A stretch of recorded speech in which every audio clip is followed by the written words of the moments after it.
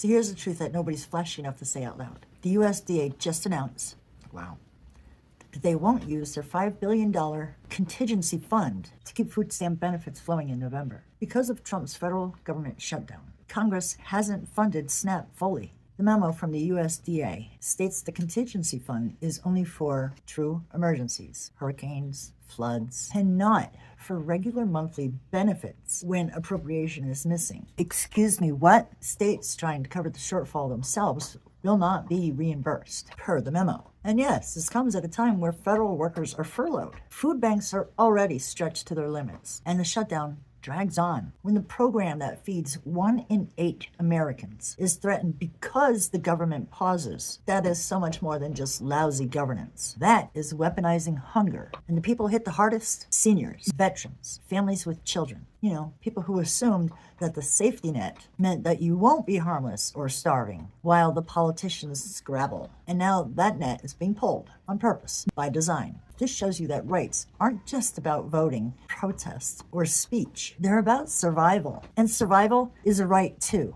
Think about this. They won't tap emergency funds for feeding people. Meanwhile, we've seen private donors paying military salaries, state budgets sliding, and data about inflation disappearing. What's being revealed is a hierarchy of priorities. Feed the army, turn off the data, starve the hungry. Because when people are hungry, worried, and distracted, they don't protest, they don't organize, they just survive. So ask yourself, who gets to decide when you eat? More importantly, who gets to decide if you eat? This meltdown is not about logistics. It's about power. If you want your rights to mean something, you've got to care when they cut your food. Because if you can't feed yourself, you can't fight. I will say again that the whole Christmas shopping boycott comes into play right here. This action will strain the government and the companies that we're fighting against. And they're not just going to take it. We're going to have to take care of each other.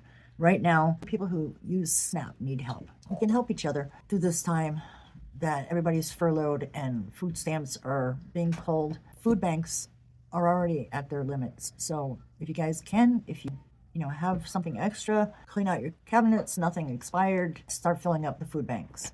We have to help each other through this. Government's not going to do it. I don't want to see anybody fall through the cracks throughout this. Christmas is coming. Thanksgiving is coming. Cold weather is coming. Now, if we're all going to boycott our Christmas shopping, that's one thing, but we're not boycotting Christmas. We still want to have a holiday.